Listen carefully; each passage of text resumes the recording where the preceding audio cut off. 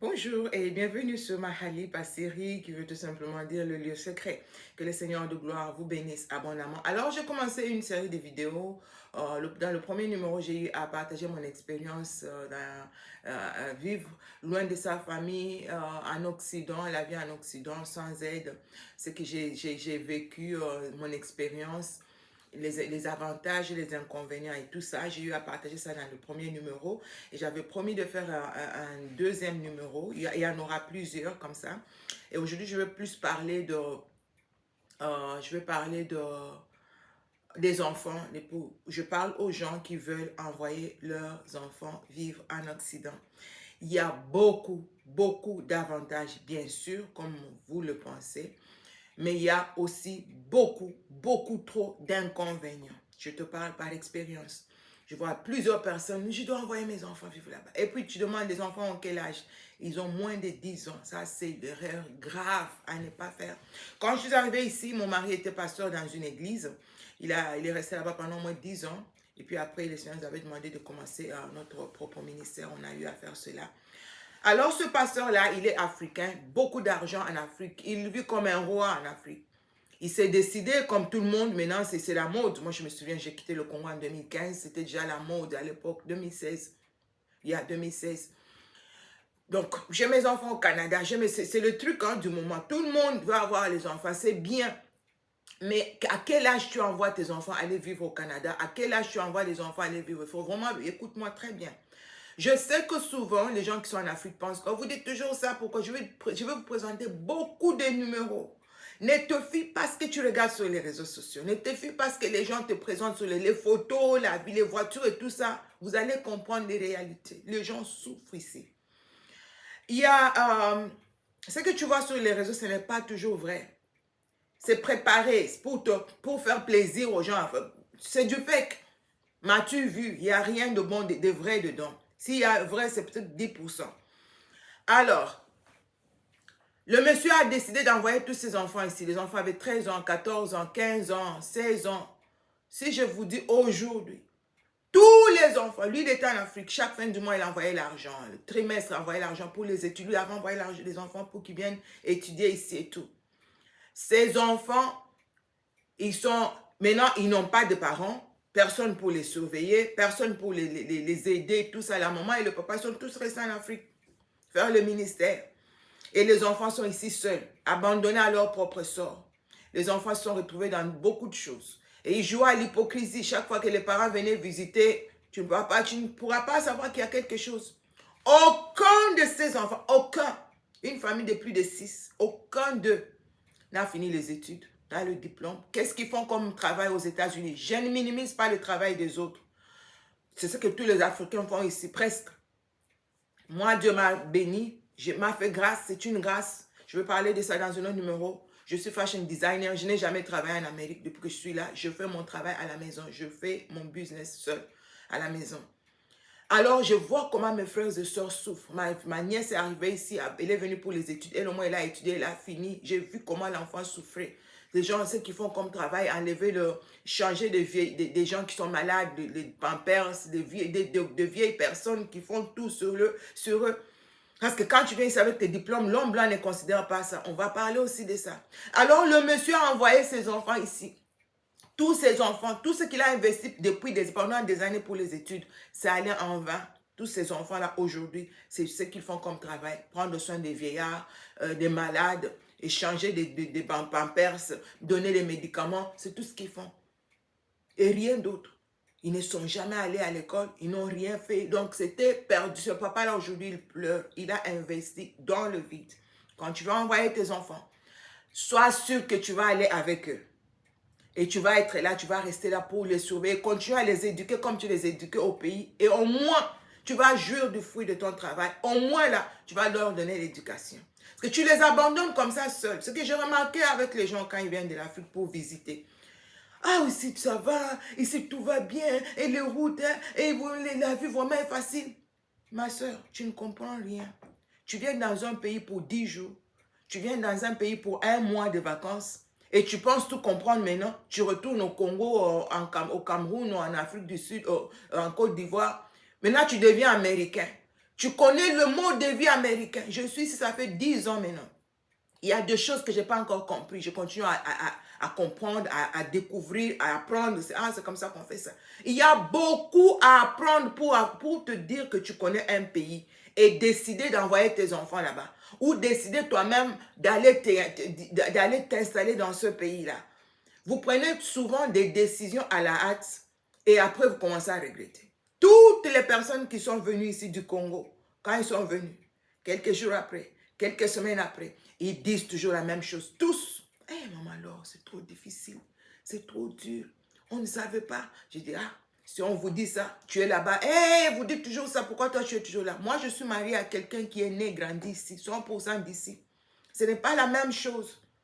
Ce n'est pas la même chose. C'est différent. Je ne veux pas faire face au même challenge que toi. Ce n'est pas la même chose. L'intégration n'est pas facile. Je ne te demande pas de ne pas venir. Tu peux venir. Essaye. Mais avant de prendre la décision de t'installer ou d'envoyer tes enfants, réfléchis bien. Réfléchis. Tu vas regretter. Moi, j'ai toujours dit aux gens, tu peux venir aux États-Unis, même mes propres frères, tu peux venir, est-ce que tu as prié? Le Seigneur t'a dit que c'est là. Si tu te retrouves dans un pays où ce n'est pas ton pays de lait et de miel, tu vas regretter. Hier, je parlais avec un monsieur, il m'a appelé, il pleure comme ça, il veut que je donne $700, il va aller quelque part. Le monsieur a fait 25 ans ici. Il n'a pas de maison. Il est instable. Il est en train de louer une chambre dans la maison de quelqu'un d'autre. Il paye $1000 par mois. Il est congolais. Je lui ai dit, monsieur, retourne au pays. Retourne au pays. Il ne faut pas faire semblant. Tu es aux États-Unis, 25 ans. Tu n'as pas de carte crédit parce que moi, je peux te dire que je suis vraiment 0-0. Je n'ai pas d'argent. Mais au moins, j'ai des cartes. Je peux te dire ça. Si je te dis que je suis vraiment piaka, comme on dit chez nous, je n'ai rien. Mais je ne peux pas. J'ai des cartes que je peux utiliser à tout moment. Dès que c'est que nous appelons des cartes crédit, je peux prendre cette carte, j'utilise et puis je vais payer. Mais toi, tu arrives au niveau où tu n'as même pas une carte crédit. C'est que même le crédit est nul. Mais tu t'accroches. C'est pourquoi tu vois, il y a des gens, je ne soutiens pas ce qui se passe en Afrique du Sud. Je suis contre certaines choses. Mais de l'autre côté, ils ont raison. Il y a beaucoup de gens qui s'accrochent. Ils veulent rester en Afrique du Sud, mais ça ne va pas. Comment tu peux aller vivre dans un pays étranger pour vendre les maïs au bord de la rue? J'ai vu ça. Ils sont en train de brûler le maïs, comme au village, dans un pays étranger. Mais ça, c'est grave. Si tu es à ce niveau-là dans un pays étranger, mais dans ton propre pays, tu vas être à quel niveau? Tu vois un peu? Il faut bien réfléchir. Si c'est là que Dieu te voulait, moi, Dieu me voulait ici. Je partageais mon témoignage, je vous ai dit toute l'histoire. Moi, j'aime l'Afrique. J'aime rester en Afrique. Mais Dieu me voulait ici. C'était ça le pays de ma destinée. C'est là ici que je devais être. Et quand tu es là où Dieu veut que tu sois, les choses vont être faciles pour toi. Et quand tu es là où Dieu ne te veut pas, tu vas souffrir. Je vous ai dit quand on nous a dit, oh non, tu fais la mode, tu es modéliste et tout ça, tu as fait la mode en New York, tu vas vraiment, ça va être bien, va là-bas. Nous avons décidé d'aller là-bas. Ça n'a pas marché pour nous. La vie était trop difficile, les maisons sont trop chères. On dit, mais nous on a des maisons, pourquoi on va souffrir à louer alors que nous avons des maisons, on peut rester sans louer. Nous sommes revenus ici. Et c'est là que Dieu m'a béni. Parce que c'était ici qu'il me voulait. Tu veux venir t'installer en Europe? Tu veux envoyer tes enfants en Europe? Ne prends pas la décision vite, précipitamment, parce que tu étais là une semaine. Tu as vu, oh c'est beau, et hôpital. Ah, ma soeur. Et le système éducatif, ma soeur. Ces enfants, des Américains que tu vois dans les écoles, les enfants qui sont des familles de problèmes, il y a trop de problèmes. Tu ne connais pas, je vais vous parler de beaucoup de choses. Tu ne connais pas les réalités que nous traversons dans ce pays. Je peux dire que c'est un pays de malades. On a des malades partout. Et tu ne peux pas te décider seulement comme ça d'envoyer tes enfants aller vivre dans un monde comme ça sans toi, dans un pareil monde sans toi. Je vais revenir avec un prochain numéro. On va parler d'autres choses. Je vais parler de beaucoup de choses avant que tu ne te décides d'aller immigrer dans un pays. Réfléchis bien. Va là-bas plusieurs fois. Reste plus longtemps. Observe et étudie. Ainsi, tu pourras te décider si tu veux y laisser tes enfants ou pas. Si tu veux les envoyer là-bas, rester seul ou pas. Et aussi, quand tu envoies les enfants vivre seuls dans un pays étranger, les gens là, ils vont t'encourager. Oui, maman Laure, envoie les enfants. Ils vont bien étudier ici. Tu vois le climat, tu vois la nourriture. Ils vont commenter, ils vont faire des commentaires. Et puis tu vas envoyer tes enfants. Ma soeur, tu vas pleurer quand tu envoies tes enfants. C'est que toi, tu ne sais pas. Tu vas commencer à payer leur électricité, la nourriture. S'ils dépensaient 5 000 $ le mois pour les besoins de leur maison, ils vont prendre ces 5 000, ils mettent sur tes enfants. Quelque chose qui coûtait 1 000 $ pour tes enfants, on va te dire que c'est 4 000. Toi, tu envoies 5 000. Tu ne sais pas ce que tu es en train d'envoyer. Tu payes au fait le loyer de la dame. Tu payes les factures. Tu payes, j'ai suivi les histoires. La dame ne travaille même plus, reste à la maison. Pourquoi? Parce que celle qui est au Congo, qui avait envoyé ses enfants, maintenant, elle utilise ça. On va te faire dépenser, là où tu pouvais dépenser 10 000 $ à l'année, tu vas dépenser 30 000 $.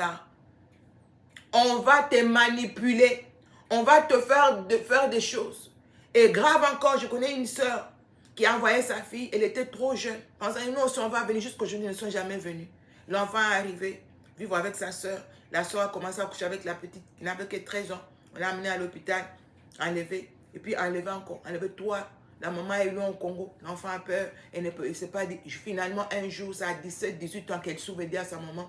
L'oncle a couché avec moi 3 fois. J'ai avorté 3 fois. Tu vois un peu ça? Ça, ce sont des choses qui arrivent quand on envoie les enfants aller vivre dans un pays étranger sans la présence des parents. C'est trop dangereux. Faut faire, il y a beaucoup de choses que je peux dire à ce sujet-là, mais il faut faire très, très attention. N'envoie pas tes enfants rester chez quelqu'un pour les études et toi, tu restes en Afrique. Ne fais pas cette erreur. Ne commets pas cette erreur. Tu vas pleurer. La soeur, j'ai vu comment la soeur pleurait. Maman, alors, ma fille dans un pays étranger. Et j'envoie l'argent à ma soeur tous les jours. Chaque mois, on envoyait beaucoup d'argent. L'enfant n'étudiait même plus. Mais l'enfant ne disait rien à ses parents. Parce que l'enfant était blessé. Il était menacé. L'autre s'est suicidé. Vous avez vu ça sur les réseaux sociaux. On l'a envoyé pour les études. L'oncle a abusé d'elle. Elle n'en pouvait plus. Elle a fui la maison. Et finalement, elle s'est déjà. Vous voyez un peu ça? Alors, réfléchis bien.